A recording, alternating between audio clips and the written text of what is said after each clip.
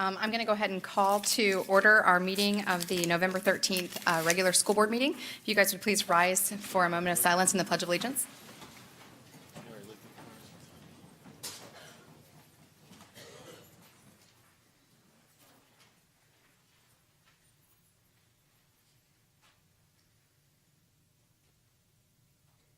I pledge allegiance to the flag of the United States of America and to the republic for which it stands, one nation, under God, indivisible, with liberty and justice for all.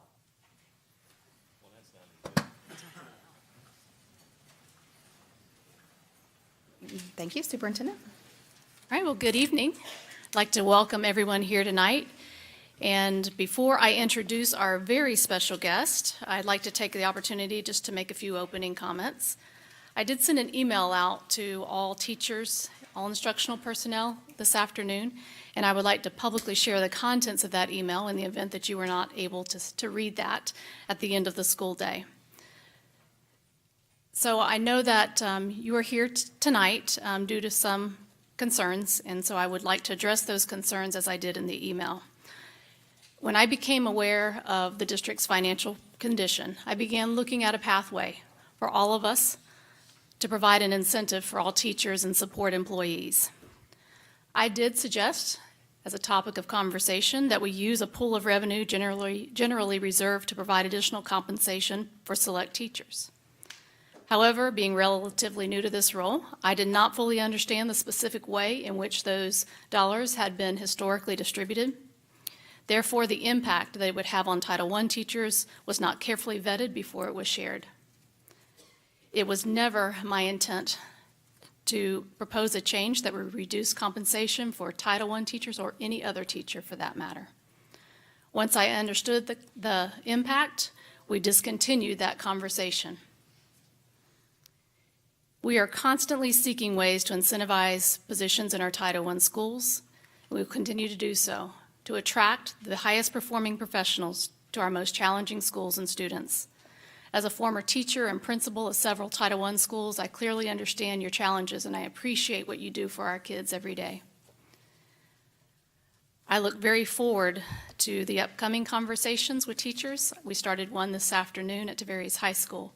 The feedback was great, lots of great ideas. And it's a way to capture your voice as we look together for a pathway forward, knowing that at the end of the day, we all want the same thing, and we are all on the same team, and that our number one priority, as it is mine and yours, is our children.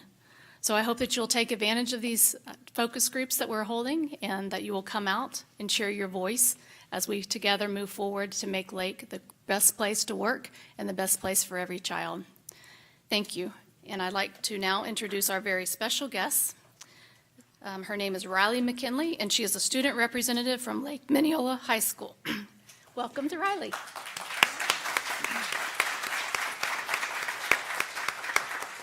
A little bit about Riley, which is quite impressive. She holds the highest GPA at Lake Minneola High School with a 5.0 weighted GPA. She is ranked number 1 out of a class of 499 students. She has completed AP classes and passed 3 out of the 4 AP exams.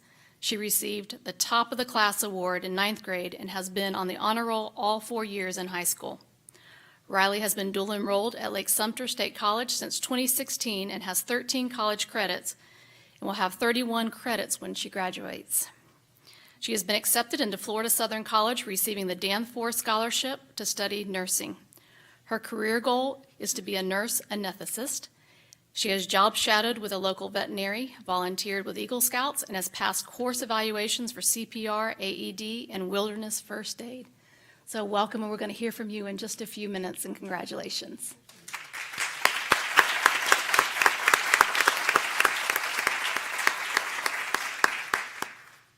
All right. Do we have any changes, additions, or deletions to the agenda? Yes, I'd like to pull item 10.06 for discussion.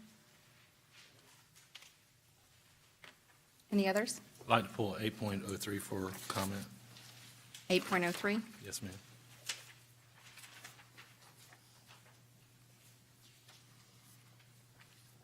Any others? All right, seeing none, I'd like to recommend approval of the minutes. All those in favor say aye. Aye. Do I have to say motion first? Do I have a motion? Yeah. All right, do you have a motion? So moved. And a second? All right, now, all those in favor say aye. Aye. Any opposed? All right, 5-0. At this point, we have public input, and I have some public input cards up here. If you have not had the opportunity, if you want to give your card to Ms. Challenger, she will pass it down. And Stuart, I believe that it is privy to call you up first, and what I'm going to do is call Stuart up here, and then our next guest will be Maria Semino. And if you want to come over here, Maria, and we will continue to call people in that manner. Thank you, Stuart. No problem. Thank you for all the teachers who came tonight. Thank you, Superintendent, for your memo earlier. Generally, and I've said it before, there are two jobs in education. One is teaching children. The other is supporting the people who are teaching children. Generally, their business's priorities are determined by their budget.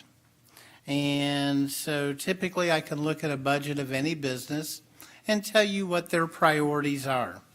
And so just a little history of the whole LIFT. That came out of the Spending Money Smartly grant that then turned into the Engage LCS process.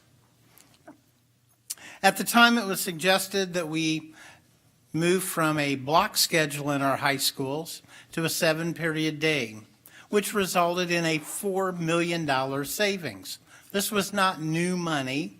It was money that was already in the system. $2 million of that we used for our LIFT program, for teacher incentives and career development ladders for teachers. The other $2 million was basically used to hire a lot of non-classroom positions, from standards instructors to AR instructors to a plethora, $4 million worth.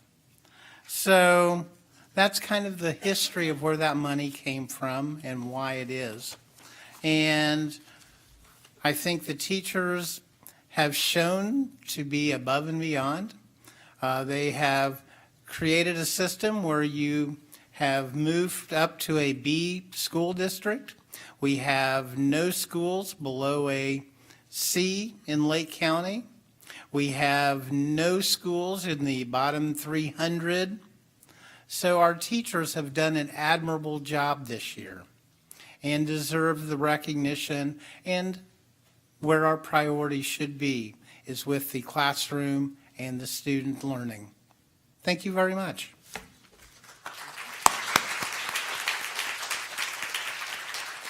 Terry Stevens, if you want to come over here and you'll go after Maria. Ms. Semino, you ready? Hold on.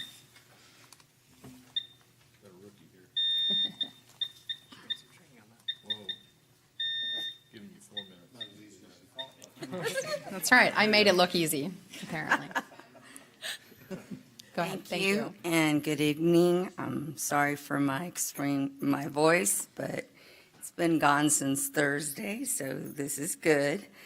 Dr.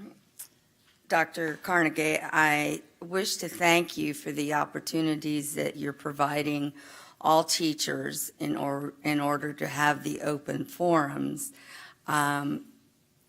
The lack of response here by a lot of teachers, I want to explain, is basically teachers have a trust issue that we keep asking them to come forward and they're not heard. So as far as teacher input, I hope this opens a pathway, but I also hope that their voices are going to be listened to.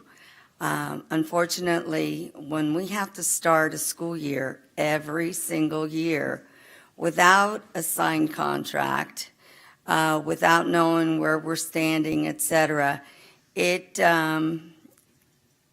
shows the lack, I believe, of respect to the teaching professionals that we are. We're assumed just to step in the role, go forward, do as we're asked, and we all do it with a kind heart, with an open heart, and a willingness to go for our number one goal, which are our children. But it's like the setting is not there as far as professional. If there's any way this county, because it's been asked year after year, that we can start, that we are given a priority, not the last man on the totem pole and whatever is left over, but that teachers are definitely put up there, teachers, also staff, the custodial staff, all those people who work so hard, that they're honored and respected and compensated for the work that we do, but that we know ahead of time and that we are given a high priority. And I don't know why every year, and maybe that would be something good that you could bring forward as far as enlightening us why we don't start with teacher contracts. I know a lot has been put on your shoulders, and I know a lot you're probably just finding out, like the way you were saying, and we respect that. We heard from you knowing that you are there for us, but it has to show. It has to show every which way. So I hope you take this into consideration, and that's only one of my concerns, but I'll share the others later. Thank you. Thank you, Maria. After Ms. Stevens is going to be Miss Allie Wilson. So if you want to make your way up this way, are you ready? Okay, Ms. Stevens. Yes, Superintendent Cornegay. I am here tonight mostly for LCEA and elementary education. That is my passion, and that is where I have been for over 20, well, let's don't talk about how many years. But teachers are not being respected for the job that they are doing with the tough environment that they teach in. We are overworked, underpaid. And when I look at surrounding counties, we're not even comparable with Sumter County or any of the ones around us. We are, and we're not going back to the days of Dick Langley when he used to say, oh, everybody come to Florida, and especially in Lake County, you would love to be here. Just look at that beautiful lake. They should pay us to live here. I'm sorry, we've got to survive. I've got 4 kids that have gone to DeVary's High School that all have, college degrees. But they've done a wonderful job through Lake County schools. And I have a lot of respect for the schools, but we've got to have help in elementary education. We do not have teacher assistants unless you are an ESE. I have someone that sees me for 20 minutes a day, and yet 20-something% of my children are below grade level. Now, I am held accountable for that, and so is my entire team that is here tonight, when our children are not there. But what happens when you have veteran teachers in the business is the children hold the knowledge because we know how to teach. And at negotiations, when we were talking at one time, and this is not against the Sunshine Law or anything, but it was reported that, other administrators could tell that our kids held the knowledge because when they went to 4th grade and they tested out that they held the top record for math in 4th grade. So they gained in math because we were second. So they were number 1 in the county for second. And then they went on for number 2, and they held their knowledge. So it wasn't just fluff talk. But what I'm talking about that nobody seems to understand is we have administrators that are getting paid at the top of the pay scale. We have teachers that have been at the bottom and have been promised a different deal for too many years. I've been on negotiations since Don Allen was president of LCEA. So we go through Don Allen, Pam Burnett, B. Grassel, and now Stuart Cladd. That's a long time. And prior to that, I was on there being groomed with Cynthia Schumacher, who was a leader when my father was superintendent here of schools. But I love Lake County, but we all need to be paid and compensated for what we're doing. And $1.78, which is what we figured out for my pay, per paycheck, is not going to cut it. I spend over $3,000 to $5,000 a year just on buying materials for my children. It's not provided for me. I am not in a Title I school. I understand the dilemma. I made a poster for Title I schools tonight, but I understand that they were promised something, but I'm not in a Title I school. And we don't have anything. If you come out to my school, you check the technology. It was a wonderful experience when I was able to go to East Ridge. Don't cut me off yet. I saw that look. When I went to East Ridge, I was able to get in there on the computer and erase emails that it would have taken me probably 4 weeks to erase. And I could do it all with just a quick little click. It's things like that that make a difference. And the administrator, set them up early because we were doing new teachers and explaining union business to them. And I got rid of all of those emails rapidly. But you need to think about, we have to live, we have children to support, and we love our job, but we need the respect. Thank you, Terry. Thank you.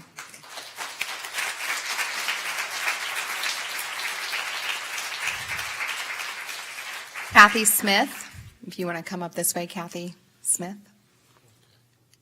And we are ready for you. Go ahead. This is my first time actually speaking to the board, so, and I didn't anticipate, so my notes are here on my phone. I would like to thank Madam Superintendent and members of the board for approaching this with an open mind. I have been a professional service teacher for 17 years. 14 of them have been at Pine Ridge Elementary teaching kindergarten. I came to Lake County Schools as a veteran teacher from New Hampshire, took a $10,000 pay cut to not shovel snow. I have a vested interest. I have two interests in improving the conditions for students and teachers in Lake County. I'm a resident of Lake County, and my son is currently in kindergarten. The reason I stay a teacher, making $3,000 more a year than a brand-new teacher with zero experience, is because of my son. My son needs me, and I need to be near him as I watch him progress through elementary school. I could easily go work for Disney and make a considerable amount of money more because I've been approached by Disney to continue with my second job as my full-time job. In all of my years working in Lake County, I have always had to have a second job. The salary needs to be competent for teachers. Teachers that have sucked it up, pardon my language, but we've sucked it up through no pay, no steps, making just barely what a new teacher makes. I think those teachers that have stuck with it for decades in the county should be compensated. They should be compensated.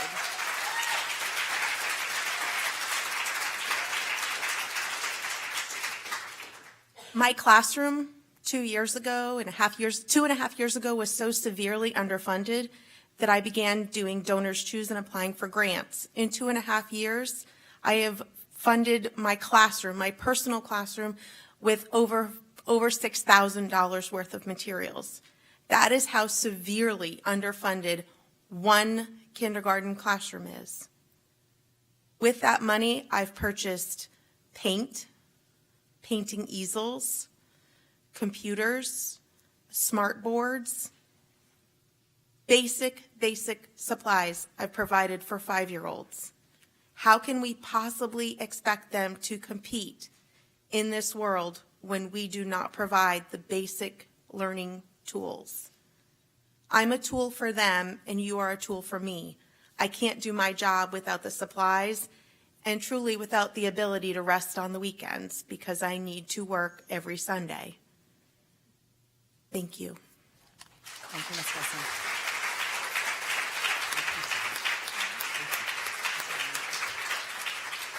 Ms. Cadwell? Oh, she's out there, I saw her.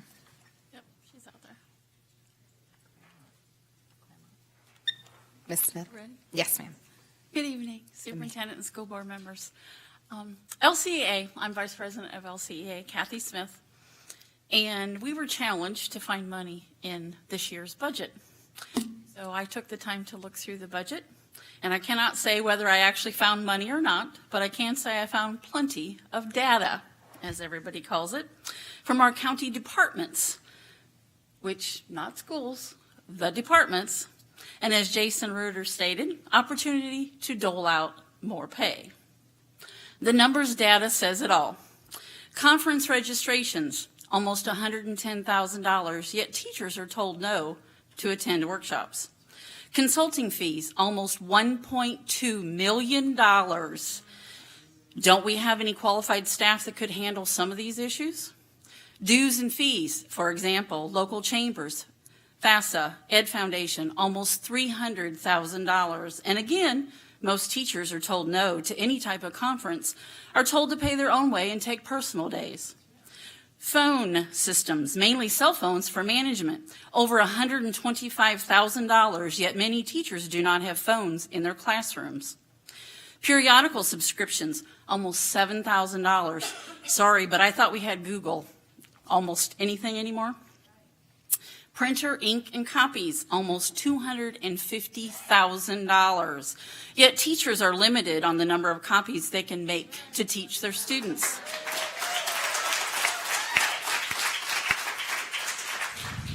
Software, almost $750,000, yet we were going to limit what was spent on software, and this does not include any assessment costs.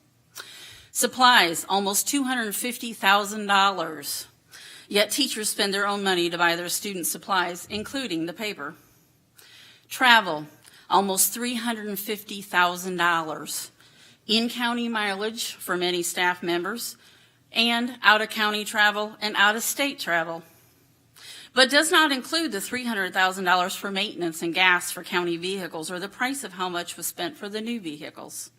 This also includes paying mileage for district staff to make classroom visits that disrupt the flow of student learning. And the best one, professional and tech services, over $2 million. Why are we paying for other professionals to come to Lake? Could we possibly use some of our own staff and pay them instead? In the Orlando Sentinel article, Ms. Owens stated the county had reduced spending in many areas across the board. With these staggering numbers, data, as researchers like to say, I am not positive if the county has reduced their spending enough. What are Lake County's priorities? Is it with Lake County teachers and students, or with the other professionals and consultants?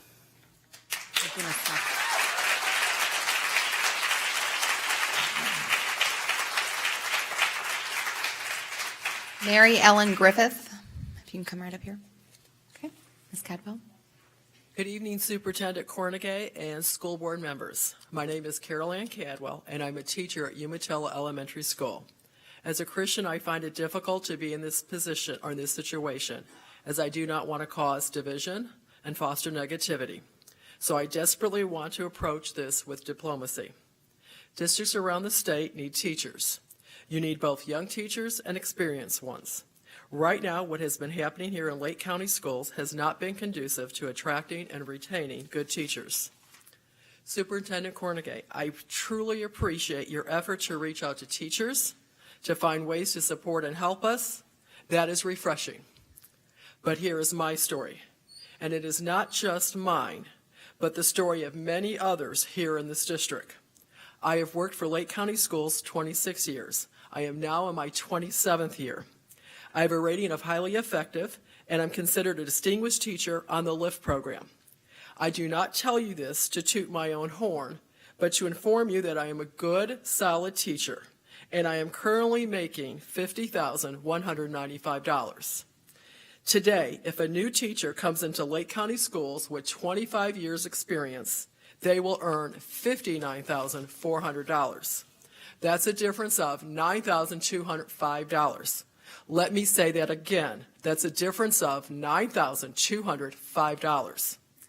According to Lake County Schools' salary schedule, it says it will pay a teacher with 25 years experience $59,400. Well, I am that teacher.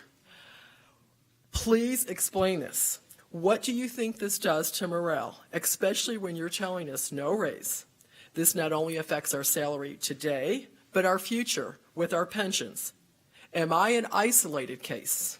Unfortunately, no. You need to go digging, searching, cutting in other areas to take care of your teachers. You may need to raise taxes. I don't know the answer, but I do know you really need to do something. It is very enticing to leave to a neighboring district to make more money. In closing, I want to share a quote I recently read. The best way to improve business is to improve the lives of your employees. Thank you.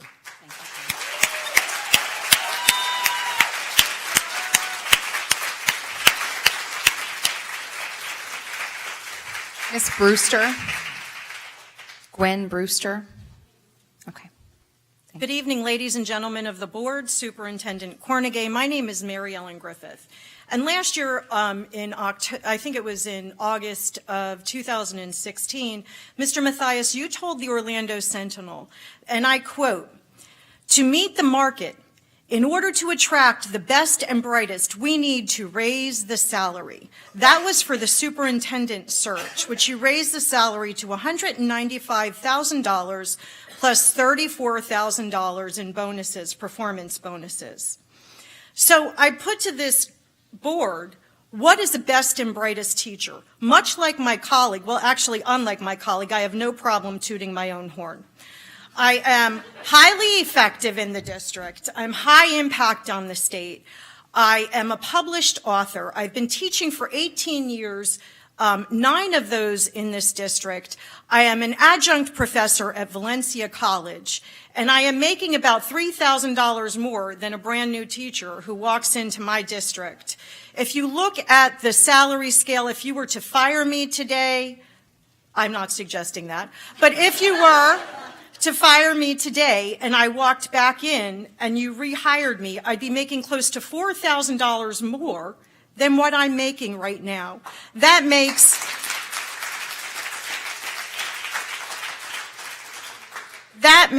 absolutely no sense. And according to your recent calculations, the best and brightest is worth a $350 one-time bonus. I don't get it. You know, we did not get into this field to get rich, but we need to clothe, house, and feed our children on a salary that has remained virtually stagnant in a district where rents have been raised, food has gone up, and our insurance to insure one dependent in this district is close or above $400 per month. Where does that say we serve you as our best and brightest? Because I do not see it. And furthermore, I do not see my students getting any benefit of this money that's being thrown away in a top-heavy district, because let's call it what it is. It is a top-heavy district with way too many department heads. My students, I drive to school along 441 in the dark at 7. I don't like getting up that early, but I drive to school that early in the dark along 441 where my students walk to school, and there are no sidewalks on a 4-lane highway because in 2013, the board took away these kids' buses. They cross 46, the on-ramp to 46, and it is dark out. My students, we are in a new millennium, and my students, I have no computers and few technology in my classroom, but you want me to prepare my kids to survive in a global economy? Here's what I put to you. We are not willing to continue to bear the brunt of this top-heavy district, and we are not, this time, we are not going away. Thank you.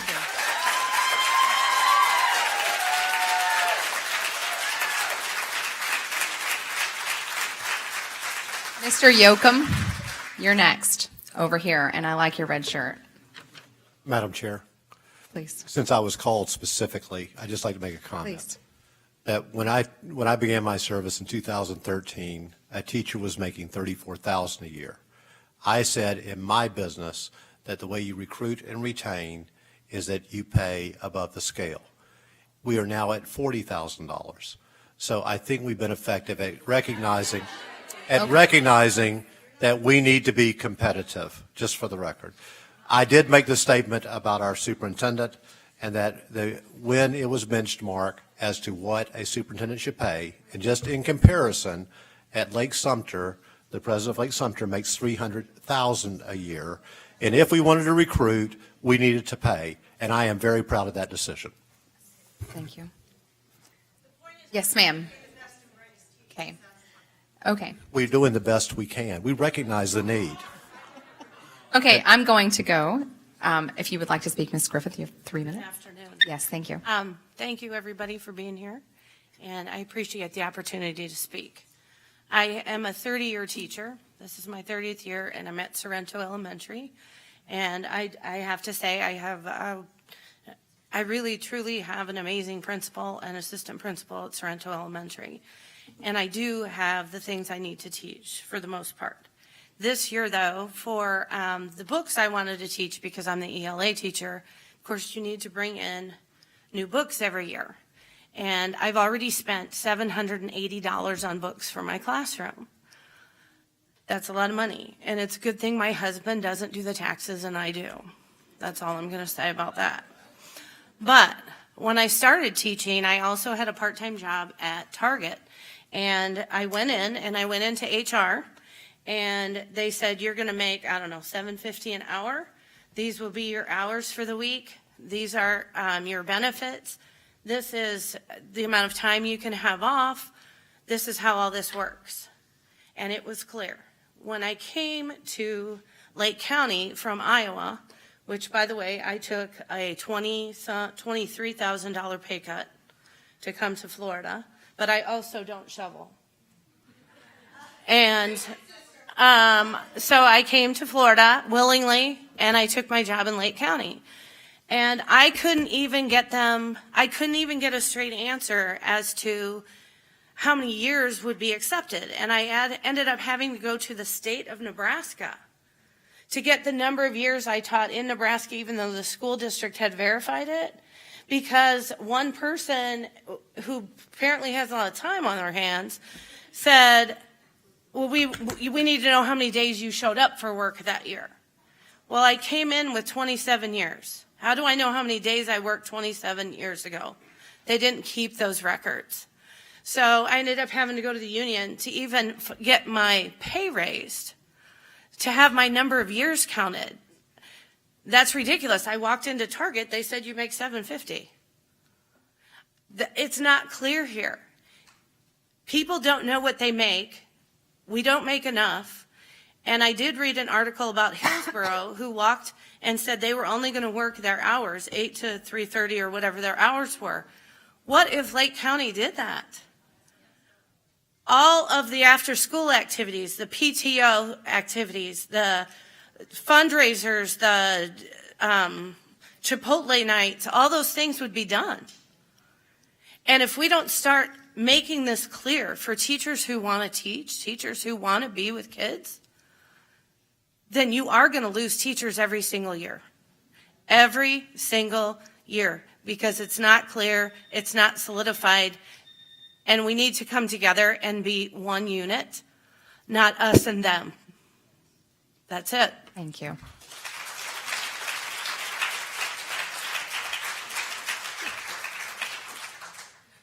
Mr. Yoakum. Well, I'm Vance Yoakum. You know, I write the blog fiscalrangers.com, and I want to thank everybody who wore red shirts here tonight in solidarity with my blog. Not much humor here. Okay. I just wanted to say, you know, normally I talk about cost issues and budget issues, as I have done for the last 10 plus years that I've been coming to these meetings. But what I want to do is just talk about this section here in the Daily Commercial.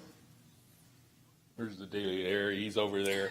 But, you know, this section here is something that this administration has reached out, not only to you, but in trying to share the information and to the reputation of the schools. And I think this is great. Sherry, you're writing several of these articles. I think that's great. And what I would suggest is, because we're hearing a lot of angst about the finances of this school district, is that you maybe add a series in here explaining all these challenges you have in newspaper, level writing. And with that, I'm not going to talk about budgets or anything, but I would say one thing is that this administration I've been observing for this year Basically a lot of staff changed in the middle of the year, as you know. And so it's taken a while for the new administration to get a handle on where all the pockets of money are and everything else, because I can tell you, I used to go to the negotiating meetings, and I would sit there in the LCEA bargaining sessions, and I also went to the SEIU bargaining sessions, and it would be this constant tug and grab, because I can tell you, as a person who used to be a corporate auditor and other things, is that there was a lot of pockets of money that was hidden by the prior administration, and they never shared it with anybody. And I think that this administration is being very open, and I want to congratulate you for doing that. And it's going to take a while, but I think also that people that are asking for more support on the fiscal side, that they need to recognize there needs to be a lot more effort to go after the state legislature and a lot of the individual things that are hamstringing not only this school district but others in their funding challenges. And I think that's where the real action should be, because you can squeeze money out of turnips, you can shut off copy machines and other things like that and save a few $100,000. But I've worked in corporations like oil companies and everything else, and like Mr. Mathias says, you don't want to go cheap. You want to solve the underlying problem, which is your funding sources. Thank you. Thank you, Mr. Yoakum. All right, Ms. McKinley, you are up. We are looking forward to hearing your report. Short. Hello. Thank you all for having me here this evening. I understand that this is an incredible honor, and I am very grateful that I have been chosen in this position as a student representative of Lake Minneola High School. I believe that Lake Minneola is an excellent example of how other high schools should strive to be because of its passionate students, caring staff, and family-like culture. Lake Minneola High School offers a wide variety of clubs, activities, academics, and arts programs. Our dedicated school is very proud of its many accomplishments. For example, our choir program will serve this year as an honor choir for Disney's Candlelight Processional for an outstanding 4 nights, while other schools only receive 3 nights.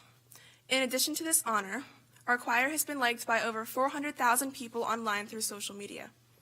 Our boys bowling team has advanced to their very first state tournament, and one of their members of the team finished in 21st place in the entire state of Florida. The girls cross country team at Lake Minneola High School finished regionals with the rank of 4th place, and a student in the team finished 2nd in the cross country meet. We also have a senior on the golf team who won golf championship and became the very first ever state champion at our school. Our band also earned straight superiors at the Florida Bandmasters Association. Lake Minneola's outstanding AVID department has been invited to apply for the AVID School-Wide Site of Distinction, representing the highest level of AVID application and demonstrating excellence in the promotion of college readiness throughout the school. These are just a few examples that show how dedicated Lake Minneola High School is, especially when it comes to competition. Passionate students aren't the only ones who make Lake Minneola a notable example for other schools. In addition to teaching students every day, many of our teachers dedicate their personal time to tutor struggling students and supervise after-school activities such as sports and clubs, and band, drama, and choir rehearsals. The extracurricular activities after school can often last for hours and even occur at night. If these teachers didn't volunteer their time to host these activities, the students would not be able to build character or get involved with the things that they love. The counselors at Lake Minneola High School also take on a great deal of responsibility when it comes to the well-being and success of students. In the guidance office, the counselors and staff are always working hard to try to fulfill close to 1,900 students' wants and needs. As a guidance office aide, I know from personal experience that there is always something that needs to be done, whether it's reorganizing student schedules or having meetings with students about colleges and careers. Without these counselors supporting our emotional and educational needs, we would not be prepared for graduation or even the simple transition to the next grade level. In addition to the teachers and counselors at the school, I think that Principal Shepard deserves to be recognized as the most dedicated member of Lake Minneola High School.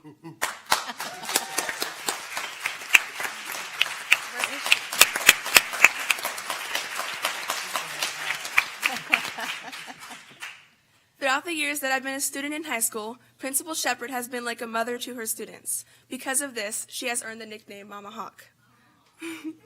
She enjoys getting involved in activities during and after school hours and really motivates us to do our best.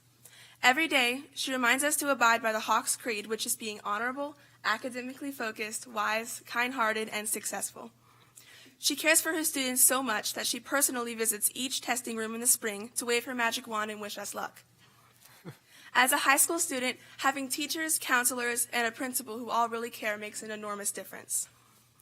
When combining students and staff that are dedicated, a close-knit family is formed. One of the wonderful things about Lake Minneola is that everyone is connected and works as a team. Teachers and students are always helping and supporting each other. Our staff has a positive behavior support team that recognizes students who follow rules by visiting classrooms and awarding treats. Lake Minneola's Teen Leadership Program hosts a Special Friends Prom in the gym for our disabled and special program students. And our Key Club organizes a food drive called Hungry Hawks that helps feed Lake Minneola students and their families over the holidays. When I ask other Lake Minneola students about why they love our schools, the responses all evolve around the facts that the people at Lake Minneola make them feel like they are part of a family. Although educating students is the main goal of every basic high school, I believe that these examples show how our school goes above and beyond to create a more comfortable family-like environment. Personally, I have made the most memories with the marching band. In band, it is required to put in hard work, long hours, and much practice. The resulting feeling, however, is amazing. Competing against other bands allowed us to feel connected and drove us to want to put on an even better performance the next time we competed. Through band, I was able to experience a sense of teamwork, purpose, and drive. Even though I am not involved with the band program anymore, I still try to incorporate these elements into my school and daily life. As a student at Lake Minneola High School, I feel like I have gained the ideal amount of experience and knowledge to confidently continue going to school after graduation. I plan to go to college next fall to study nursing, and I want to go even further to become a nursing anesthetist. Lake Minneola has supported and pushed me to success, giving me confidence in my abilities and has made me more comfortable with who I am today. The skills that I acquired from our school allowed me to create college applications that were more professional. Because of my application and GPA, I have been accepted into Florida Southern College with a Danforth Scholarship, giving me $19,000 every year for the 4 years that I will be there. Throughout the years that I have been enrolled at Lake Minneola High School, I have learned about so much more than basic education. I've experienced valuable lessons about teamwork, dedication, and family. Thank you.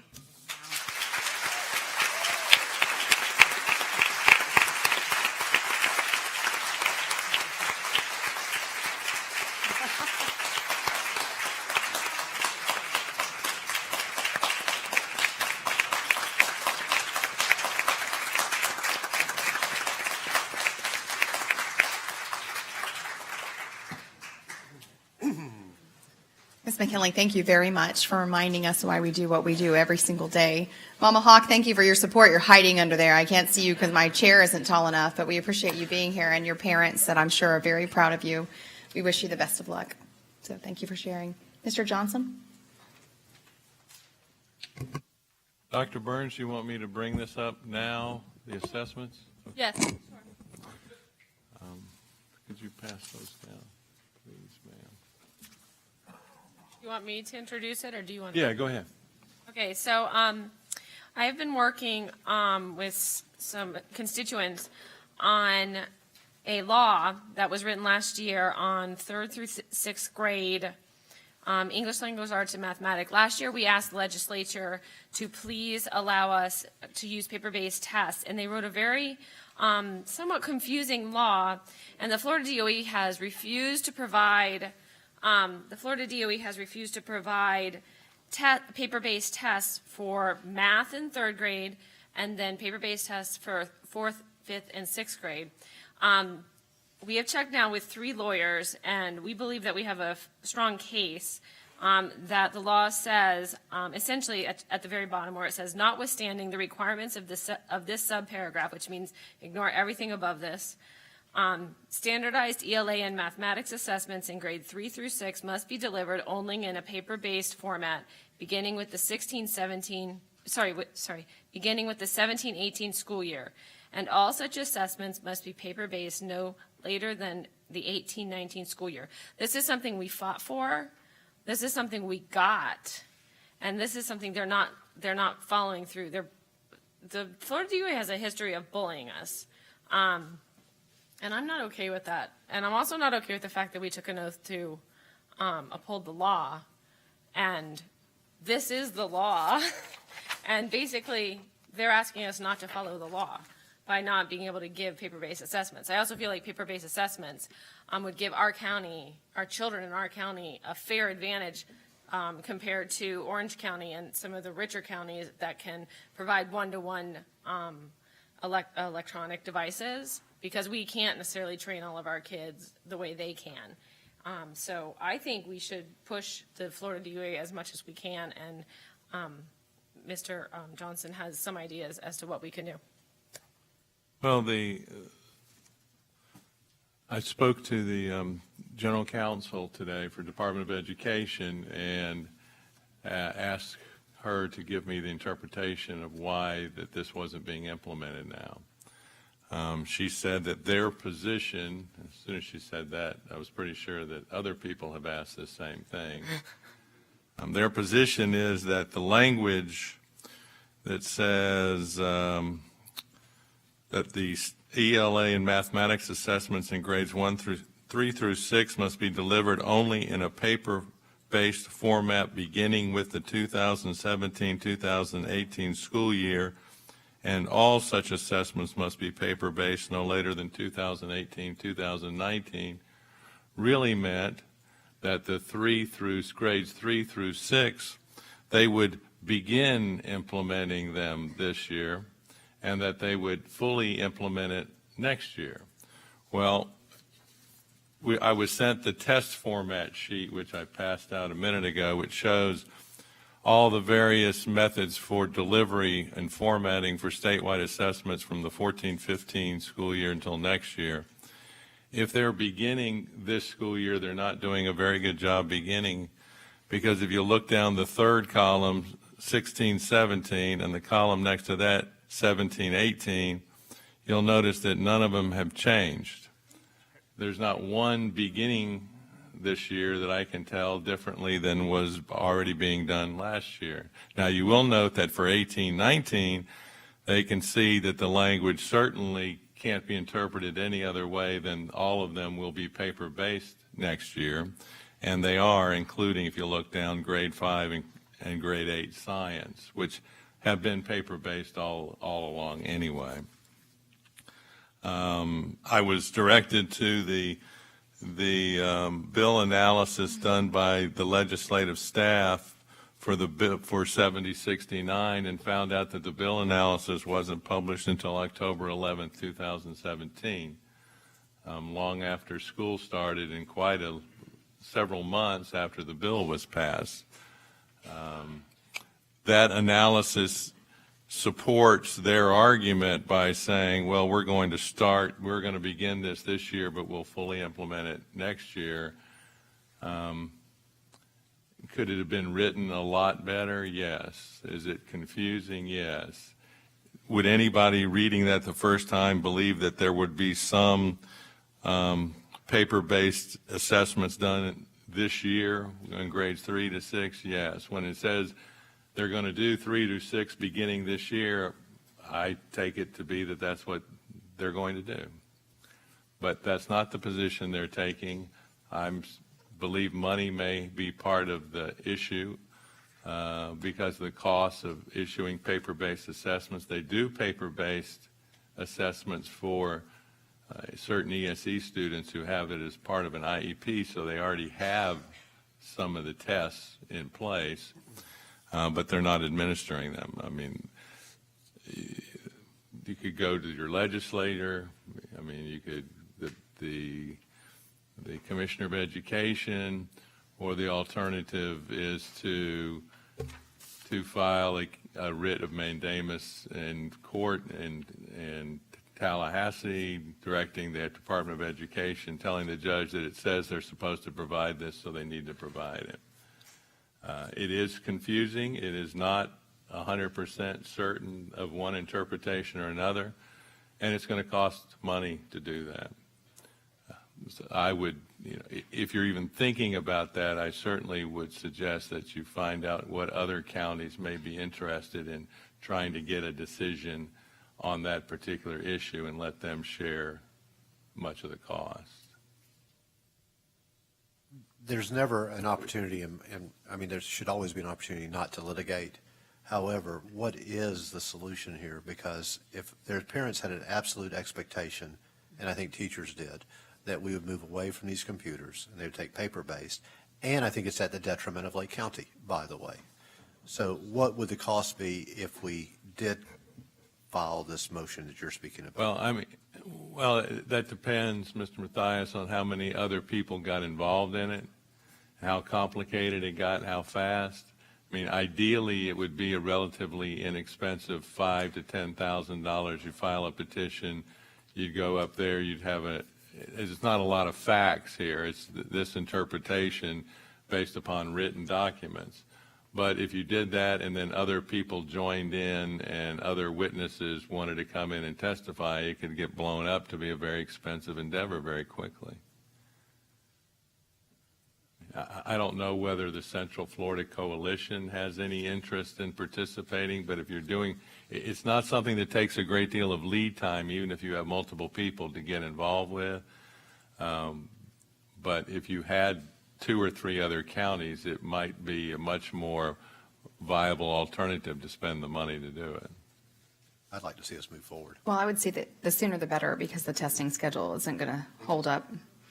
And we did meet at the Central Florida School Board Coalition this morning, but it was for our ethics training. It wasn't for an actual meeting. So I could send an email out just to get some general response. I did speak to a couple of counties just to see if they were, what their plan was for this year, and their plan mirrors this document, which is what our plan mirrors, if you guys remember from our pupil progression, that we would do computer-based testing for 3rd through 5th in math, and then 4 and 5 in reading.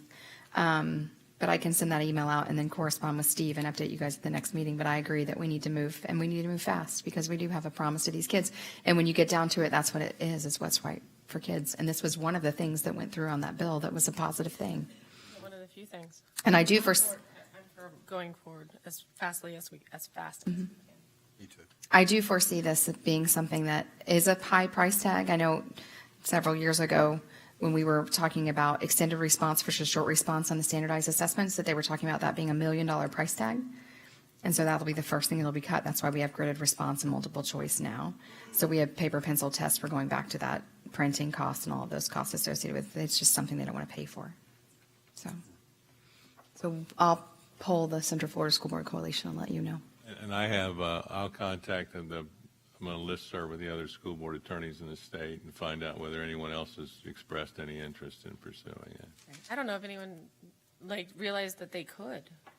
Right. Well, the general counsel made it clear to me that we weren't the first to call and ask about this.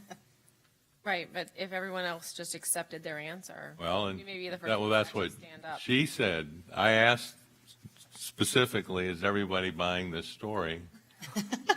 And perhaps maybe some of these other she said districts. so far, yes. Maybe the focus for many of these other districts were focused on the charter school and the funding implications of 7069 and been diverting their legal efforts there as opposed to this one. Clearly, yeah, we've had that discussion too. You know, It was a big bill. it was. Okay. Okay. Thank you. That's all I have. Okay. We have no unfinished business, so Superintendent. I recommend approval of the consent agenda, items 8.01, 8.02, 8.04 to 10.05, and 10.07 to 10.09. You've heard the superintendent's recommendation. Do we have a motion? So moved. Motion by Mark, second by Bill. All those in favor say aye. Aye. Any opposed? Okay, that's 5-0. Okay, I believe we're starting with Mr. Gamble, 8.03. Yes, thank you. I pulled this because I just want to make a quick comment. There's a couple things in the report under D for findings that speaks to some non-moving items, moving them off the shelf and making room and putting money back into. I just want to make sure that we are not moving these slow-moving items off the shelf that we have equipment for, that they work on still, and that we keep them on the shelf until that equipment is gone, because it's cheaper to keep those parts on the shelf than it is to buy new equipment. So I would like that part understood, that we're not going through and just deleting our inventory to that point. And also, I just like to say, in this report, it also makes comments about our warehouses, and that there was no items found to be, in other words, this was a good report for our auditor to give to our warehouses. And maintenance has actually 3 warehouses. They have a north to south, and then they have the grounds. And then our main warehouse, where procurement is, that everything was found to be on the uppity up. And I appreciate that. I think that was a great report there for those managers that are over those warehouses, and also the managers over the departments. And I thank you for that. Thank you, Mr. Gamble. Any other discussion? Okay, Superintendent? I recommend approval of item 8.03. So moved. Second. Okay, all those in favor say aye. Aye. Any opposed? All right, passes 5-0. Dr. Burns, 10.06, the Cambridge ACE program. The Cambridge ACE program is a program that we're hoping to, at the pleasure of the board, bring to Leesburg High School. We do not have AP Capstone at Leesburg High School, and this is a really unique new program, and I would really love it if Mr. Randolph could come and speak, because I could never explain it to you in the enthusiastic and amazing way that he can do. And I think Dr. Weisskopf is going to introduce him, as well as Francis Sellis will be coming as well. Good evening. I am pleased about the opportunity for Leesburg High School, and just wanted to bring this forward to you. The application process is all we're asking for right now. And I would like to introduce our new Director of College and Career Readiness. I guess I can stop saying new now, right? Francis Sellis, as well as Leesburg High School's principal, Mike Randolph, to talk to you a little bit about this opportunity and sort of how it sets the vision going forward in terms of all of our students having opportunities for acceleration options in Lake County. I get new for 1 year, right? Isn't that the rule? That you get a year of new? No, I'm still new, 4. Right, I'll take that. So before I turn the floor over to Mr. Randolph, I wanted to take a minute just to talk about acceleration in Lake so far. Currently we have 3 schools with the AP Capstone program, and then we have 1 school that offers dual enrollment on site, Mount Dora. While we offer all students the opportunity to take dual enrollment if they go to Lake Sumter, if they meet the eligibility criteria, we're working towards offering dual enrollment on site at all schools in some capacity. That's something we've been working on this year with Lake Sumter State College. My vision is to actually have an acceleration opportunity at each school and to increase our pass rates as we go through this process. We want to add diversity to the acceleration opportunities here in the school district, and this kind of goes with the idea of our destination school district. So with that being said, I don't want to take any of the pomp and circumstance away from Mr. Randolph, so I want to introduce him so that he can give us some more details about the ACE program that we're hoping to get established at Leesburg High School. Good evening, and thank you for the opportunity to speak to the board regarding the Cambridge ACE program at Leesburg High School. I would like to begin by discussing why the ACE program at Leesburg High School. The number one reason is that when students earn their ACE diploma, they will automatically receive the Florida Academic Scholar Award, as well as 100% Bright Futures, regardless of their SAT or ACT scores. The second reason why I would like to bring the Cambridge ACE program to Leesburg High School, opposed to the AP Capstone program, is that although both programs are equally as rigorous, the ACE curriculum is presented differently and tested differently. The ACE exams are broken down into smaller, digestible chunks, about an hour per test, about an hour over 3 series of tests for each subject, whereas AP exams are a 3-hour time frame for the exam, so it's an endurance test as well. Now, when we talk about the fiscal benefits of the Cambridge ACE program over the AP Capstone program, for each exam passed, the school will receive 0.16 FTE, just like the AP Capstone program.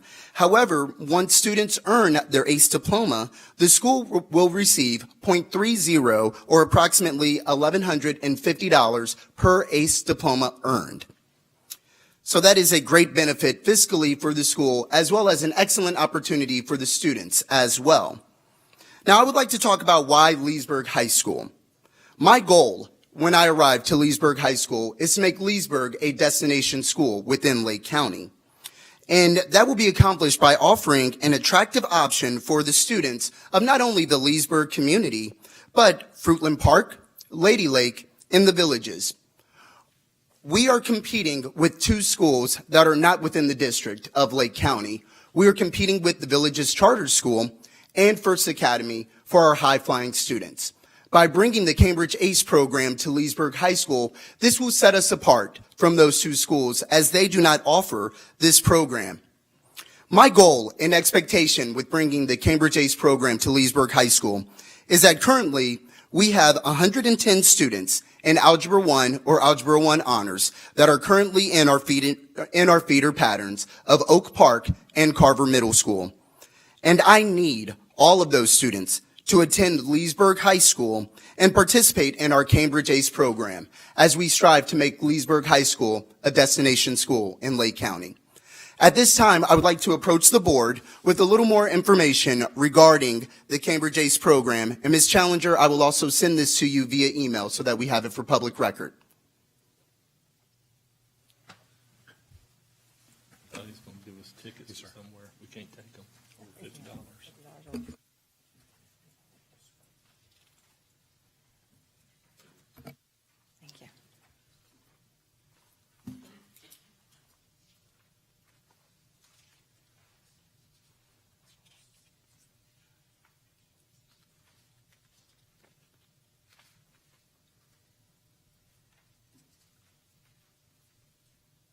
Again, I appreciate the opportunity to provide the board with more information regarding the Cambridge ACE program and the possibilities that we have at Leesburg High School. Thank you, and go Jackets.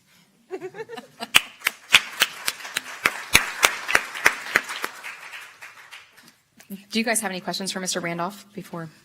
Thank you, Mr. Randolph, very much. Fine, introverted. Yeah, he is. We appreciate it. Superintendent, your recommendation? He is passionate, I'll tell you. He is. So I recommend approval of item 10.06, the Cambridge ACE School application at Leesburg High School. A motion by Sandy, second by Mark. All those in favor? Aye. Any opposed? Okay, 5-0. That takes us to 11:01, final revisions to our school board policy. Yes, ma'am. The matter before the board this evening is a revision to policy 1.20, public information and communications. If there's anyone that wishes to speak to this policy, please come forward to the podium at this time. Madam Chairman, I don't see anyone coming forward and believe it appropriate to close the public hearing. Okay, do you have a recommendation? I recommend approval of 11.01, final approval of revisions to policy 1.20. So moved. Second. Any discussion? All those in favor signify by saying aye. Aye. Any opposed? Okay. 11.02. The matter before the board tonight is an amendment to School Board Policy 5.20, student assignment. If there's anyone here this evening that wishes to speak to this particular amendment, then please come forward at this time. Madam Chairman, I don't see anyone coming forward and believe it appropriate to close the public hearing. Thank you, Superintendent. Recommend approval of 11.02, final approval of revisions to policy 5.20, student assignment. Do we have a- So moved. Second. All right, all those in favor say aye. Aye. Any opposed? Okay. 11.03. Yes, ma'am. The matter before the board is tentative approval of the right one. I pulled it out. Tentative approval of School Board Policy 8.54, naming of school facilities. If there's anyone here this evening that wishes to speak to this particular policy, then please come forward at this time. I don't see anyone coming forward. Madam Chairman, I believe it appropriate to close the public hearing. Thank you. Recommend approval of 11.03, tentative approval of revisions to policy 8.54, naming of school facilities. So moved. Second. All those in favor signify by saying aye. Aye. Any opposed? Okay. Mr. Johnson. Yes, ma'am. As part of the, or actually it's going to be in conjunction with the prior policy change, there's been a request by Mr. Randolph and the Leesburg High School CAC, particularly the SAC, The SAC Committee of Leesburg High Schools voted unanimously to petition the school board per School Board Policy 8.54 to name the Media Center at Leesburg High School in honor of the State of the Florida Teacher of the Year, Tammy Jerkins. We request that you schedule a public hearing date for consideration of this request. Under the policy, even as it exists at current, a public hearing date is set by the school board, as is a time designated by the board for a report of the findings of the public hearing to come back to it. So what will happen is you'll set a hearing date. The SAC will run a meeting where it will invite public input. It will be advertised. And then the SAC after a time designated by the school board will then come back before the board and advise it of the findings of the public hearing that it held. So what we need, first of all, is a public hearing date. And it says established by the School Advisory Council under the school board's direction. I'd suggest that we do it in the form of a motion to authorize a date to be determined by the SAC within however many weeks or months you want to do is the first step. And then the second step is to designate a time after which the SAC will be available to come back to the school board to announce its findings at the public hearing. Okay. The motion. So first one. Right, we need to I make a motion. I'd like to make a motion that we allow the School Advisory Committee to develop their, whatever date they come up with, and then they'll bring their results back to us. All right. You've heard the motion? I'll second that. Okay. All those in favor, say aye. Aye. Aye. Any opposed? All right, and now we need to establish a date that they would come back to us with their findings. By whatever date you want them to come back. I know. Well, we've got to have the policy approved first, yes? Yes. 28 days. So we got 28 days, so 28 days from now, We'll we're be getting voting close to on Christmas break and Christmas holidays. So I Probably don't looking know. at the first meeting in January. In January. for the first meeting in January then. We'll approve this and then hear from them. Is that a motion? Yes. Second? Okay, let me just clarify really quickly. So if we approve this 28 days from now, can we hear that on the same night? Can we hear the findings from the SAC? Perfect. Okay, all those in favor say aye. Aye. Any opposed? All right, we are good. Mr. Johnson. Yes, ma'am. Item 1105 is a request for the school board to enter a final order on an employee matter. A hearing was conducted July 25th on an employee with a one-day unpaid suspension. A recommended order was entered by the DOA officer on September 5th, 2017, essentially adopting the school board's position that it was appropriate discipline under the circumstances. The recommended order is in the board docs. You're being asked at this time to approve a motion to approve the school board final order as presented in board docs. Superintendent, do you have a motion for that?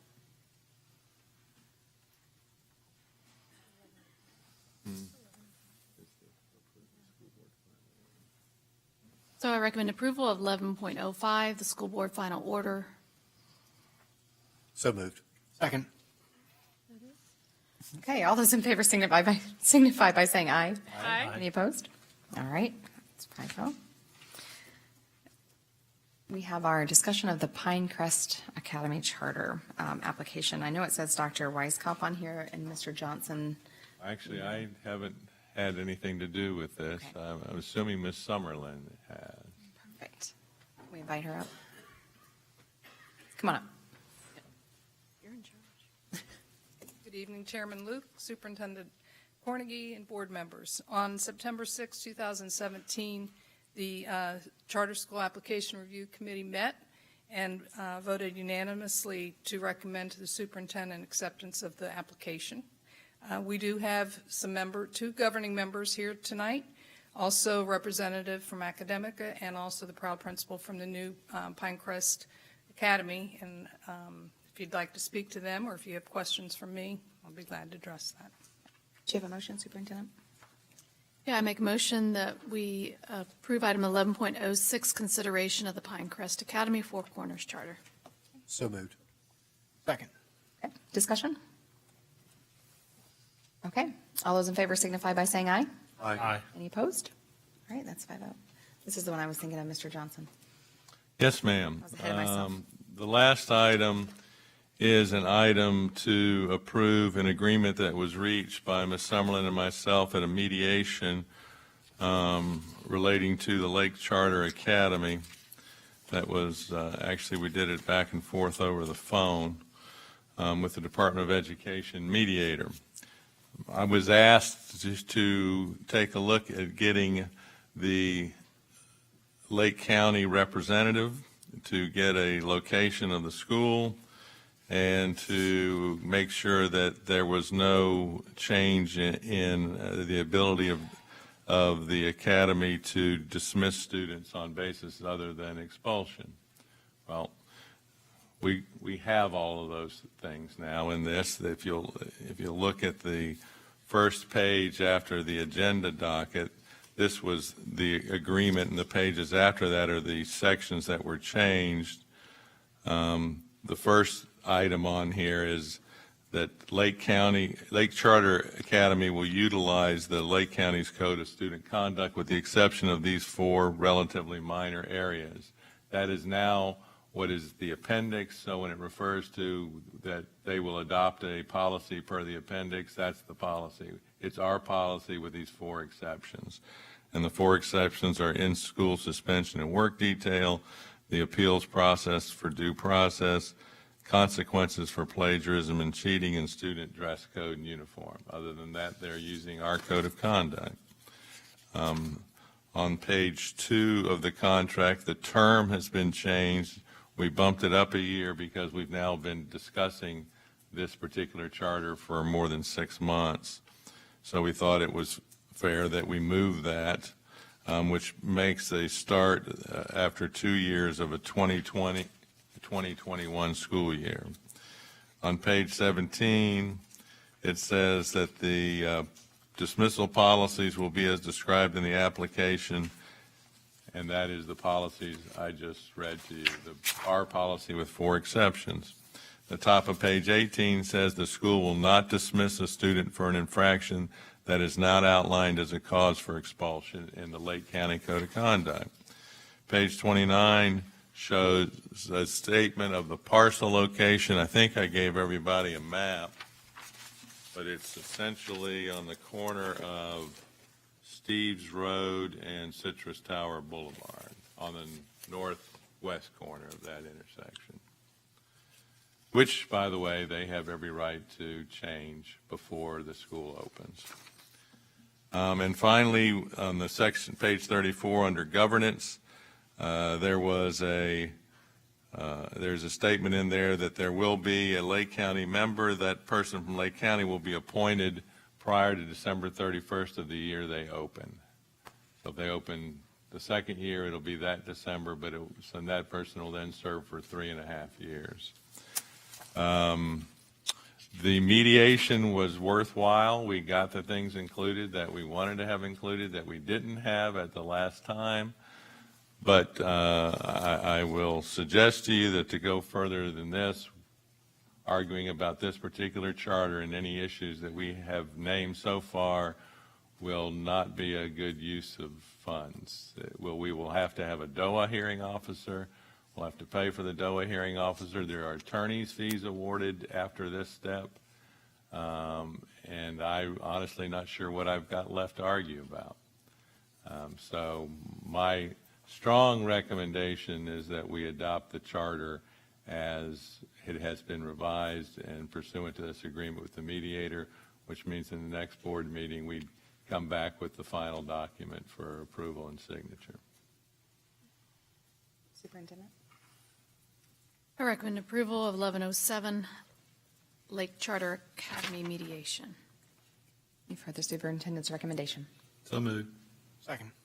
Discussion? Yes.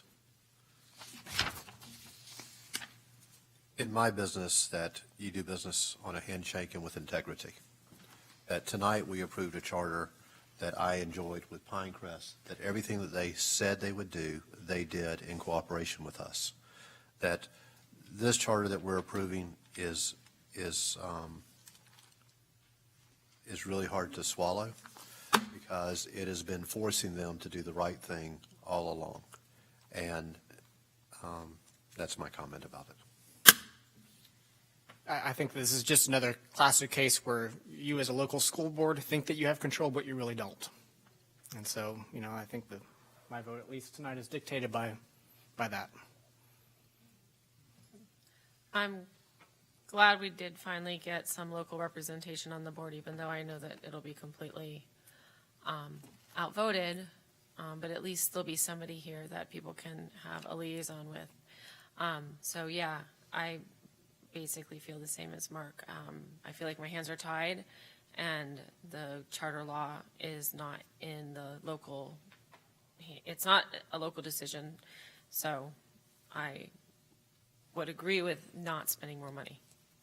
Well, and just so you'll know, there's been recently some cases that have come down on the side of school boards for some applications, charter applications.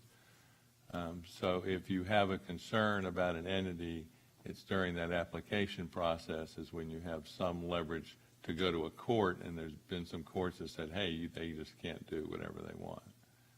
So that's to remember for the next time. All right.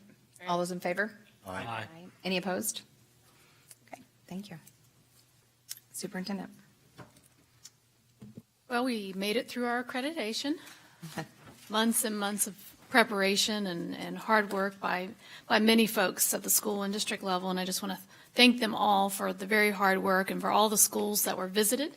Some of them knew they were being visited, and others they were surprises, but they were very impressed with what they saw in our classrooms, and said that one of the greatest things they saw was the level of how greatly managed our classrooms were, that our kids were engaged, and that they were extremely well behaved, and they were noticed a great relationship between teachers and students that they praised us for in their final report, along with a few other powerful practices. One, they did recognize the cohesiveness and the effectiveness in which this board operates as a governing board, and felt like that was one of our shining stars, along with our Education Foundation, who they, how could you not think that they're just truly amazing and certainly an example for everybody in the nation to follow.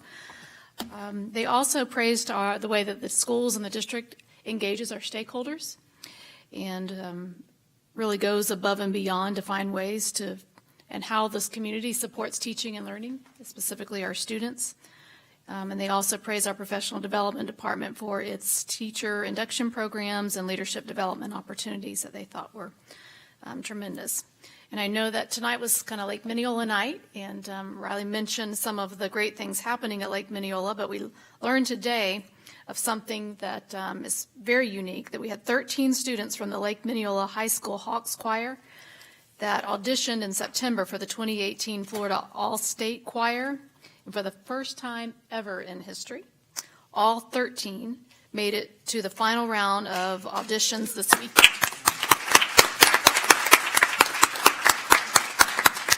Most schools only have 2 or 3 students. They sent 13, and for all 13 to make it is truly tremendous. So we wish them all the best this weekend as the final round, and we look forward to the outcome of that.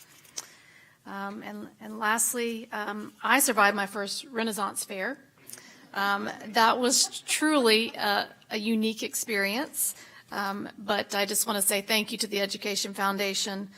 It's truly an amazing event, and every penny raised goes back to our students and our schools. And so if you've never been, it is certainly worth checking it out next year. So I look forward to finding out how much they actually raised. I haven't heard the final dollar amount, but it was a great 2 weekends, so thank you for that. Board member comments. Mr. Mathias. I only care about the tips because that was the competition. Who could raise the most tips in their respective I don't booths? think we got any. Yeah, you didn't get any tips? No. Okay, then we beat you. I didn't. I'll work for it. I want to say this. I'm very grateful tonight to see so many red shirts show up and show and share their passion. I also want to say this, that in my 6 years of service, going on 6 years, that truly that which means the most is when one negotiates from a position of trust. And I know in my 35 years in business that my company name is Mathias. It is cherished by my family and protected by my employees and my son that's in the business. It's also important that when we are at this crossroads together, that you believe that we're presenting with transparency. It also is important that your leadership is also with transparency sharing with you that which is truthful. There was never any deficit spending. There was drawing from reserves. I was part of that. I own that. And the time that I took, from the time that I took my oath, that the idea was recognizing that we wanted to recruit the best and brightest. And with that, we raised from $34,000 to $40,000. At one time, we were the highest for like 15 minutes. And so the will of the board was that we wanted to improve the position of teachers, our greatest asset. I missed the fact that we were using reserves, and that's on me, and I own that. So we're now in a position of sort of retooling that together we will get through this. We will get through it as long as you trust us and that you trust that our focus is with you. And I will share from this board seat that that is the case. Thank you. Dr. Burns? Yeah. I also want to thank all the teachers who came out to our meeting, and especially those who spoke, because I personally know how hard it is to be on the other end of that microphone. I don't know why that microphone is so scary, but I totally get it. And maybe you were intimidated. But there's no doubt we inherited a really difficult budget from the previous administration. I know that we all want a good outcome. So please know that we will be fiscally transparent and honest with you. I believe that we all have the same priorities and that we will continue to work for the teachers who work every single day for our kids. And please always feel free to call me or email me. I'm happy to talk with anybody, or I talk with people for hours. So thank you for coming. So to the board, I attended the FSBA legislative session in Alachua. I was really actually very pleased. You said it was going to be like spitball throwing, and really it was very well organized, and we came to a very nice legislative platform, which I have for you all here. And strangely enough, we handed it out to the lobbyists, who then completely watered it down. So I'm gonna be contacting Andrea Messina, the lobbyist, and ask her why, because some of the more pointed points we made were really just taken out of it. For example, the supporting public school choice, the whole point was to bring give the local school board more control. And to me, that bullet doesn't really say much. So, and there's several bullets in there that I'm like, that's not really what we said at the meeting. So I'm not really quite sure. So I'm going to contact her about that. I also was able to, oh, by the way, this legislative platform is the FSBA legislative platform, which is available online on, I don't know, Google FSBA legislative platform. I was able to volunteer also at the Renaissance Fair, which I love the Renaissance Fair. It's like my favorite time of year. Total nerd. And so I wanted to thank Carmen Cullen-Batt, who probably, I think is on vacation because she so deserves it. And the entire foundation for putting it on. It was awesome as always. I love it. I got the chance to work the lemonade stand, and I got to work it with Miss Llewellyn and Mama Hawk, who I think left, which was really awesome. And just really fun to talk with them for a while and get a up close principal's perspective on some things. I also got to meet Carmen Cullen-Batt's family, who came down. Even some of them came as far as Maryland to travel here and help volunteer, which I thought was just amazing that she has such a this woman can get people from Maryland to come to Lake County to help us do a fundraiser, which I think is just awesome. So I just thought the foundation did a wonderful job, so thank you to them. That's all I have. Thank you. Mr. Dodd? Sure. Well, just prior to this meeting, you know that we held our annual reorganization meeting, and I'd like to extend some personal congratulations to Stephanie as the new chair and to Sandy as the vice chair. I'll tell you that having had the opportunity to serve as the chair this past year has been a huge honor, and I would like to also extend some thanks to the board for you all trusting me with that opportunity. It's a job I never took lightly, and I'll tell you one that I sometimes lost a little bit of sleep over, hiring the new superintendent. Well, that's just the biggest thing that we ever do as a board, and so no pressure, but get this right. And in that experience, I think that, I think we did really well. So that's certainly pretty exciting, but more so, it was seeing the group dynamic of this board come together, that we took the fresh perspectives of new board members coupled with some seasoned, experienced veterans and put that all together and really came together as a board. And Superintendent, you mentioned it, the testament to the strength of this board, and that was when the accreditation team came through and declared the cohesiveness and the effectiveness of this board to be a powerful practice. So I think that, that's a job well done for all of us as a group. Personally, I'm pretty excited about you and Stephanie, or Sandy, you and Stephanie, the job that you will do and the mark that you'll leave on this district. I know that your passion is unparalleled, and so I can't wait to see your leadership in action. The next topic for me is a challenging one, I know, given the context of collective bargaining. So within that context, I know there's not much, if anything, a board member can say that's not going to make the attorney squirm in his seat over there under distress of a potential unfair labor practice. So I'll be real careful in my remarks tonight. But you probably have noticed that I, as well as some of the other board members, and I've seen other staff members, also wore their red shirts tonight. And it's because we believe the teachers and the school board are on the same team. That are both really passionate about the children we serve, and that you all can't do your job without our support, and we are nothing without you. On the other hand, I absolutely detest the financial situation that we're in, and even though I voted against every budget that Moxley put before us, I'm still regretful that we were even teetering on the edge of falling below a 3% fund balance, and that we are on the cusp of needing state intervention. Those budgets, as you are intimately familiar with, filled with pet projects and at the time and expanding to various administration are part of the problem that got us here. But luckily, I can say with great optimism, and this is a sense of optimism I wouldn't have had in the interview with the accreditation team if they came 2 years ago. So there's a huge transition taking place. But luckily, we have an administration that's taking a fresh look at how we spend our money. And I know that you'll help us climb out of this mess, but it's going to take time. So my personal request, and very humbly I ask this of everybody, is for patience. I know it's not an easy request because none of this mess was your fault, but nonetheless we're here. But this board and this superintendent, I know, value the work that you all do and value you as people. I think that was a pretty clear testament and was part of the reason we hired the superintendent, because of her value toward people. So I know you and your team and your administration will help us pull through this. And if you're looking for a physical example of that, I remember our meeting agendas used to be multiple pages stapled together, and you'd go through and just hundreds of thousands of dollars. And here, we're down to a single sheet, front and back. That shows you how closely I know that you're watching the fiscal actions of our district and only putting forth the stuff that is worthwhile and noteworthy. So I'm optimistic, but I know it's going to take time to get there. And I just want everybody to remember, we're on the same team. We will get there.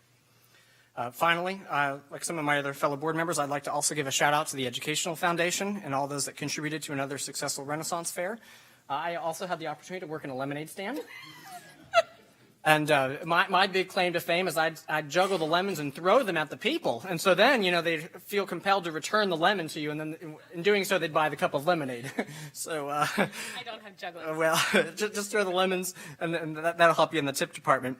But I tell you, standing out there and experiencing that is just, a constant and refreshing reminder of once again, that unparalleled dedication that people have to our district, to see all these people running around in the woods for our students, to see the students out there and how much time that they've given up to the point that they're just feeling so exhausted from the work that they've put in, but feel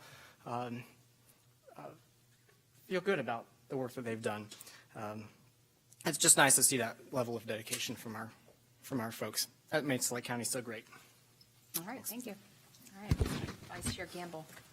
Well, I'd just like to first say I'm honored to be able to sit in this position, and I pray that I can respond to it as others have done and do a great job for the School Board of Lake County. First of all, Riley, wow. I mean, that's great, all the accomplishments and everything that you've done and everything, and all the things after you get out of high school and you've already got it all planned out, that is well. If Carmen was here, she would be trying to hire you. That's right. Because of all the things that you've already got outlined. I mean, you're just it's all there. I mean, so wow. But, I mean, because when I graduated, it was nothing like that.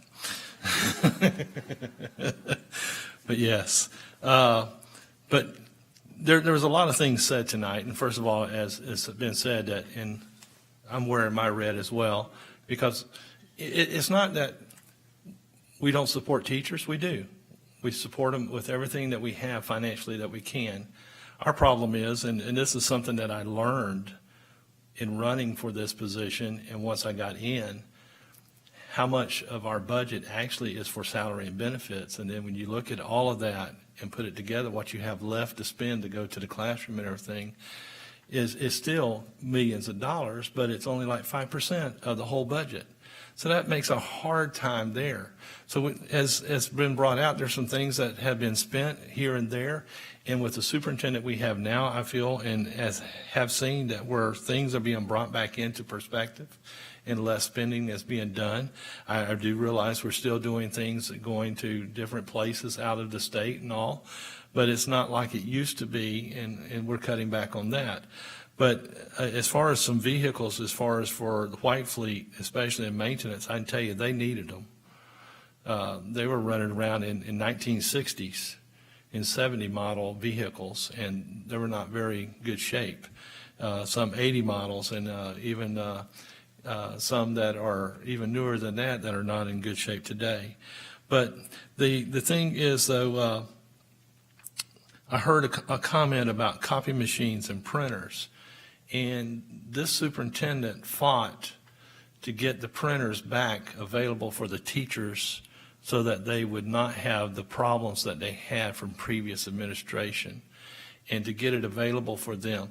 I understand there's still some problems there because I have a daughter as well that teaches in a virtual position and at Umatilla High School, and she says, "Dad, it's not like it's said to be." And I said, well, people need to come forward and let us know. Until they do, we don't know. And they can't be afraid to come forward. We have emails. You can send us an email or call us on the phone if you don't want to email, if you don't want a paper trail or something, because I will tell you, if you text me, that is public record. We found that out today. But I'm just saying, if there's problems, if you don't come forward and let us know, we don't know. But I will tell you this. We are very supportive of the teachers. It's not the teachers only, though, that make this school program work. It's the support staff that's behind the scenes. They work the Renaissance Fair and the concession stands as far as the lemonade. I didn't work the Renaissance Fair out in the front. I was there before it opened up to help set up the fryers and the cooking equipment and things of that nature there, behind the scenes. I'm fine being behind the scenes. I don't have to be recognized as far as that goes. But the thing that I want you to understand, we recognize you as teachers, but we need to also recognize those behind the scenes.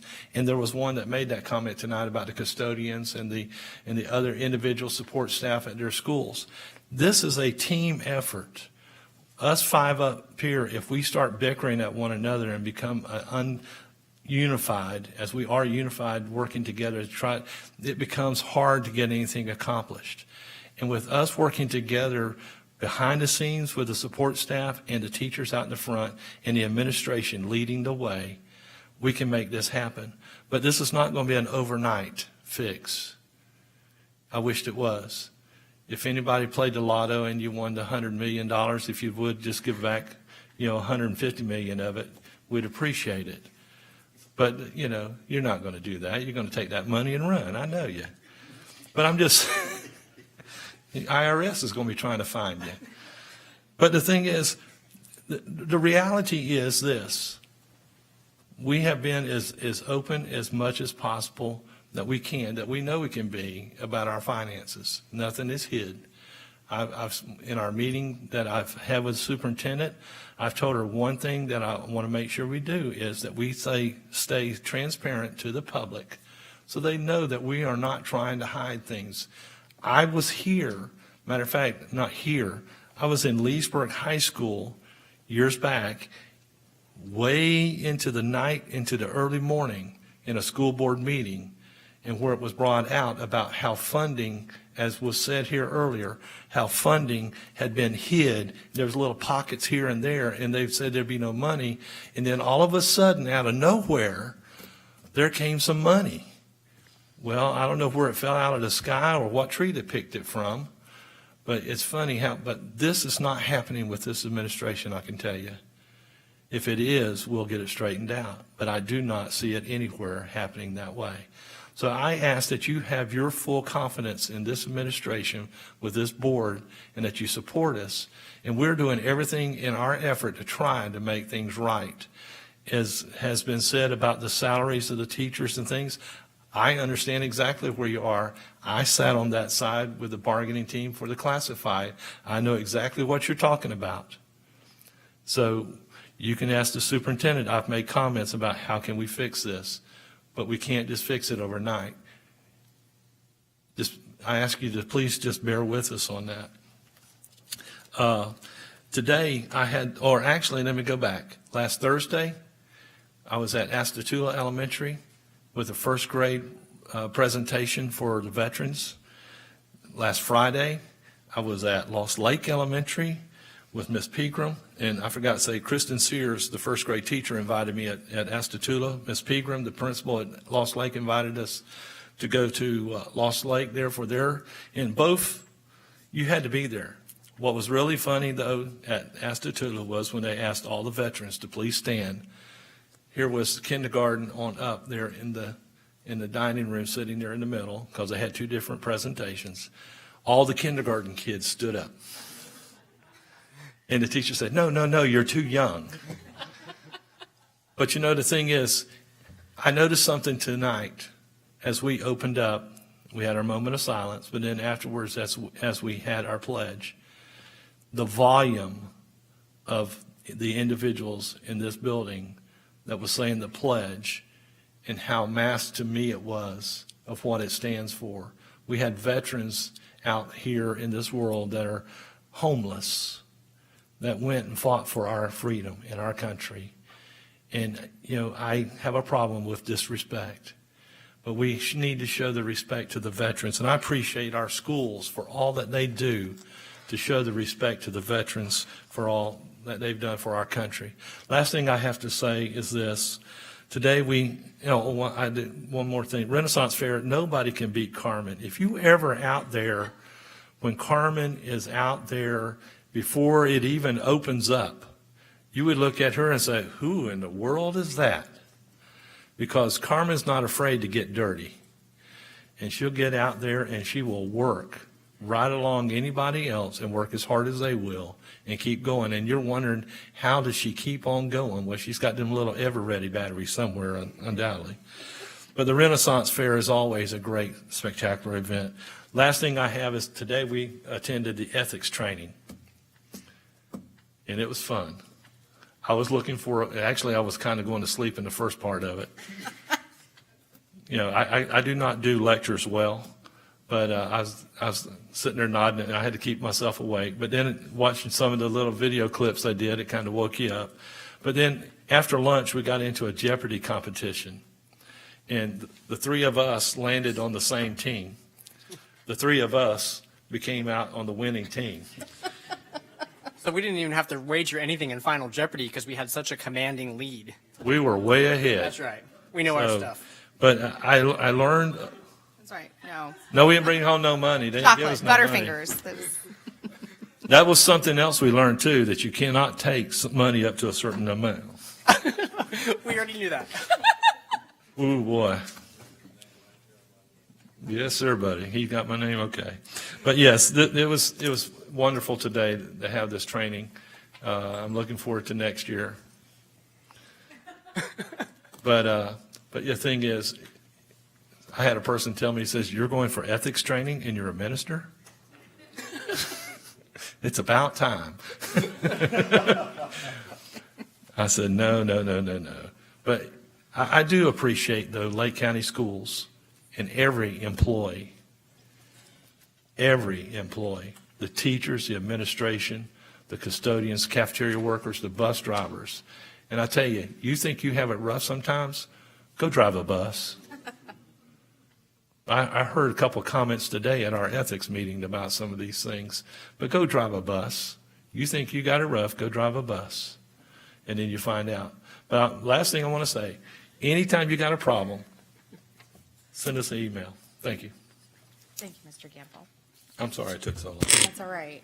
It's a big night. This was initiation by fire as the chairperson tonight. So thank you all for your unanimous vote to make me the chairperson. I appreciate it. It was very intimidating to come into a boardroom full of red shirts and take charge of a meeting. So I appreciate all of you getting the most intimidating night out of the way. So I appreciate that. I have a couple of things, and I don't even know where to start, to be honest with you guys. I will, the Kiwanians, I got to spend last week on Tuesday evening with a district-wide meeting of our Kiwanis clubs. They gathered together in Umatilla and invited me to come and speak. And I will tell you that when they got to my presentation, which was only like 3 minutes, and as fast as I talk, it was about a minute and a half, there wasn't really much for me to say except thank you, that if you haven't been to one of our Kiwanis meetings to hear the wonderful things they do for our schools and for our children to develop leaders and to work with our students, the initiatives were overwhelming, and it was across the district. So all of our districts were represented in that meeting. So I heard from Claremont Divisions and how they're giving 196 children Christmas presents from our local schools that are showing a need in that area. I heard from our Umatilla folks that go to our science fair and they judge that. And then after the judging, they bring back the winners to talk to them before they go to districts to prepare them better. The list just goes on and on. I told them that from now on, when anybody comes and asks me what they can do for Lake County schools and how they can volunteer, I'm just going to give them their number because they have it down. It was a pleasure to hear how they've partnered with us to make this a better place and to make Lake County a better place. So I would like to thank them for having me as their guest. I also wanted to extend a thanks to all of the schools that did a Veterans Day ceremony. I was at Umatilla Elementary School. They're in the house still. They have made it through the end of the meeting, so thank you, ladies. But Mrs. Paul is our music teacher, and to see her, she is tiny, and for me to say that with my height and stature is saying something, right? And she's full of energy, and she's young, and I am telling you that I felt the same thing you were speaking about, that my proud mom moment came to hear my daughter singing My Country 'Tis of Thee, which is a song that I don't know how many of our students really know anymore. I mean, how often do we sing those songs in our schools these days? And to hear them singing that, and to hear them recognize our veterans, and to hear them saying thank you in their sweet voices. I tell you, I am not the only parent that was crying in the audience. I'm glad I got the privilege to see it, and I'm more even glad that our veterans got to hear that. So we don't tell them thank you enough, and I can proudly say that I doubt any of my children or the children at Umatilla Elementary School would sit during the national anthem because of the level of patriotism that they displayed that day. So thank you. We're glad. Thank you. I know several schools did it. I wish I could have been in all of them because it was beautiful. I have the Renaissance Fair here. The only thing I will add to that is Carmen's level of energy and what she does for this district is amazing. I was hoping she'd be here tonight, but I understand why she's not, just so we could all tell her thank you from the bottom of our hearts. I had another issue. I asked Natalie to print off this email for you guys. I'm going to send it this way and this way. I'm going to say it as quickly as possible. But we have had, and why this is pertinent now is because we have had this issue. This was a year ago. Mr. Carr and I went to Umatilla with the city manager over there, and there's a road behind the elementary school that there is a retention pond that percolates across the road, doesn't percolate ever, and it bleeds out across the road, and they're thinking about closing it. Long story short, when Gray Robinson was here the other night, we're speaking about funding opportunities. This kind of went off and threw a flag in my head. So I approached him about the possibility of partnering with the city to get this initiative funded, and he does think that there are dollars available for that, but he needs the nod from the board. So it's not anything we have to make a motion to do. I did make sure I checked with him that it wouldn't take away from any of our initiatives, and he said no, it would not. So if you guys can just give us the go-ahead to have him work on something partnering with state dollars to get this funded, we would appreciate it. Yeah? Is there a cost to us? Are we matching? No, right now I have no idea. He just needs the go-ahead to even look forward to what it would look like. We have no idea. Okay. And I did make sure it wouldn't take away from any of our current initiatives, so thank you guys for that. Go ahead. And the last thing I will say, I tried to wear red. This is the closest thing to red that I have in my cabinet, so you guys all know. And my husband did tell me before I left that is not red, so I did try. I think that from the bottom of my heart that this board were attracted to Mrs. Cornegie because of her level of commitment to teachers and to her staff and to the entire gamut, as Mr. Gamble mentioned earlier. So I would like to say thank you for coming and reaching out to this community that came tonight to get in front of that. I think that you have shown that time and again in the 6 months that you've been in charge of this district. And I think that these folks, the tenor of the discussion that came here, Mr. Dodd and I were discussing how 3 years ago we sat in the audience as possible board members. The election hadn't taken place when it looked very similar. There were red shirts and we were discussing raises, and it was very interesting to see that come back. But what I heard that was different tonight was teachers that came to the podium that said, thank you, Mrs. Cornegie, for listening. Thank you for taking time to have stakeholder groups. Thank you for taking time to listen to what we're saying. And there hasn't been a time yet that you haven't followed up on what you have said you're going to do. So I have every confidence that we will find a way to work this out, and we do appreciate you guys coming. We do appreciate the tenor of the conversation tonight, and we thank you very much for having the trust in us that we will do the right thing for our schools and more importantly for our students. So thank you, Mrs. Cornegie. Okay. If no one sees any objection to adjourning, we adjourn.